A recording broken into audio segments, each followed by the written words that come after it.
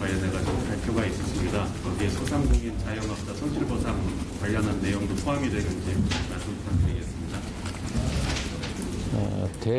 우리나라의 이제 미래 경제 정책과 관련된 문제에는 당연히 이제 코로나 위기 극복이 포함이 됩니다.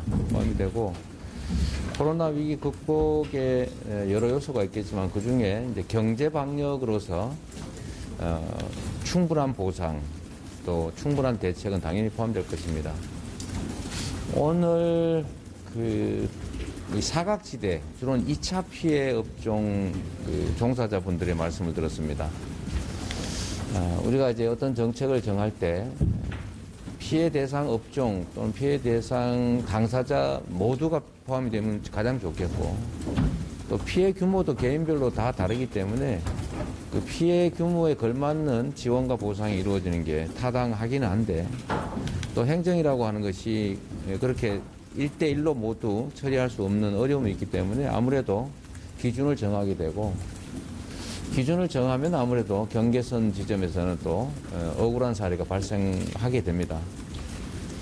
그런 어려움이 있긴 하지만 결국은 이 피해 규모, 피해에 대한 보상 제외, 사각지대를 최소화하기 위해서는 결국 저는 정부의 지원과 보상 규모를 대폭 늘리는 것이 가장 좋은 방법이다라고 생각합니다. 자주 말씀드리는 것처럼 보상과 지원 규모가 다른 나라에 비해서 매우 적다라는 점을 좀 생각하고, 그 차이 부분을 우리 국민들의 고통으로 떼어왔다는 생각이 들기 때문에 지금부터라도 우리가 국가가 왜 존재하는가, 국가는 국민을 위해서 존재한다라는 생각을 가지고 억울한 사람들이 없게 좀 대폭 선제적인 적극적인 지원이 필요하다라고 생각합니다. 네, 마지막으로 한 개만 더 듣겠습니다. 네, 남기십니다. 네, 최경재입니다. 비정규직 공정수당 확대 관련해서 말씀하셨잖아요.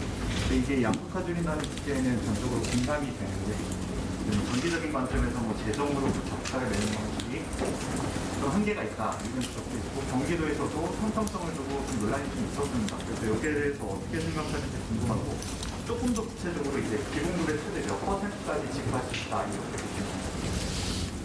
제가 경기도에서 공정수당을 도입할 때는 대체적으로 1년 미만인 경우에 최대 10% 정도를 추가 지원하는 것으로 정했습니다. 저는 그걸로도 사실 좀 부족하다고 생각하죠. 1년 이상의 경우는 평균 임금의 10%를 퇴직금으로 지급하지 않습니까? 근데 1년이 안 되면 그마저 지원이 되지 않는다. 그러니까 단기 계약이라는 이유로 더 불이익을 받는다는 것이 옳지 않기 때문에 일단 퇴직금 차별을 최소화하자는 정도에 출발했습니다. 그걸로는 좀 부족할 것 같고, 제가 생각하는 것은 똑같은 시간을 똑같은 일을 하고 똑같은 효율과 성과를 낸다면 고용 불안정에 대한 추가적인 보상이 필요하다는 것입니다. 그렇게 해야 이제 사용자 입장에서도 지속적인 업무, 상시적 업무에 대해서는 비정규보다는 정규직을 쓰는 게 이익이 되겠죠. 그게 이제 고용 안정에도 도움이 되고 또 우리 사회의 합리성을 제고하는 데도 도움이 된다고 생각합니다. 그렇게 하게 되면 똑같은 일에 대해서 불안정 고용에 대한 보수를 추가 지급하는 게 쉽지는 않습니다만, 이제 공공부문부터 먼저 시행을 하고 그게 민간에까지 확장될 수 있도록 인센티브나 지원을 해서 정착이 되면 사실 비정규직, 정규직화에 대한 압력도 좀 완화하고 또 고용 안정성도 제고하고 또 정규직과 비정규직 간의 갈등도 완화될 것이고, 또 기업 입장에서도 오히려 저는 고용 문제 유연성을 확보하는 데 도움이 될 수 있다고 생각합니다.